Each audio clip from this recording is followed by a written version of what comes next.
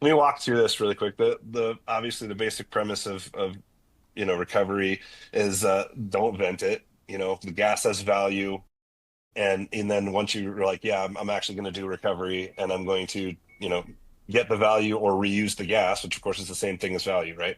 Otherwise you got to buy new. So and to get it out as fast as you can, because nobody likes sitting there around bucket time watching a gauge, waiting for this thing to get done. And so the trick really is, and honestly, this is really simple and kind of fits our industry, but size matters. Is kind of the first point. So the size of your liquid hose, the one that's attached to the chiller going to your first recovery cylinder, is really, really important. And every valve and fitting in between is really important. So, obviously you guys are chiller guys, so you're not recovering through a set of gauges, but right away I'd be like, don't do that. So you don't want to go through, gauges or anything. You want to get really big fittings, really big hoses. And so, and for our sake, we didn't really overshoot. You can only go into a tank so fast. So we did a 5/8 hose with 1/2 inch fittings, and that way we could get onto pretty much everything. And to put some to scale this, so we would do, a 1,500 pound, 1,800 pound chiller in 4 to 6 hours, all the way down to vacuum. Yeah, So, I mean, yeah, I mean that's fast. I mean, if we were on a chiller for 10 or 12 hours, we did something very, very wrong. Um, which usually meant that somebody wasn't actually at the port on the very, very bottom. It usually meant that there was an economizer somebody didn't bother to pay attention to, and so you had a half full liquid, and now you're boiling it all off. All of the recovery time should be in the vapor phase, meaning you got to get that liquid out really, really fast, and you got to get it all out, and then you're going to sit and wait on vapor. And if you do this right, you're going to be sitting on, the liquid part should go really quick. So again, size matters a lot.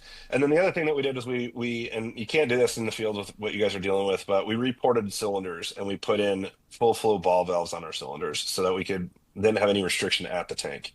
The tank valves are designed like we used to use 240s, mostly because then I didn't have to have a forklift at every site. 240s, a yeah, 240 pound water capacity, 4 foot tall, 15-inch diameter cylinder.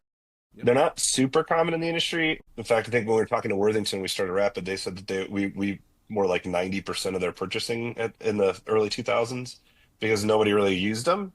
And they're kind of hard to ship because you got to deal with them tipping over and stuff. Anyway, but we reported those, and I know that y'all can't do that, but the disc valves that are inside there are kind of bad. They slow you down. Now they're not as bad as like a 30 or 50 pound recovery cylinders. Those things are terrible, but they're not great.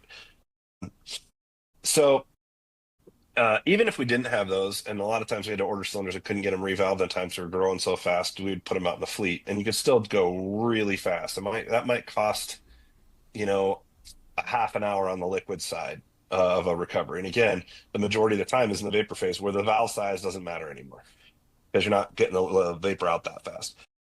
So the other thing that we did is we said we're scrapping this concept of a push pull. And I know every school out there teaches push pull, push pull, push pull. And the only way I can explain how that doesn't make sense is to put this in, again, this is a size issue. The whole goal on a push pull is to take the hot gas off the cylinder, subcool the first cylinder with the liquid tank, the receiving tank, right? Lower its pressure and temperature so that more wants to flow in there faster. And then you run it through a recovery machine, but put it in hot gas. And if you don't have a hot gas valve, you just block off the condenser and shove it back in the top of the chiller. And that sounds brilliant. But when you consider the size of your machine compared to the size of that chiller, it's a losing battle.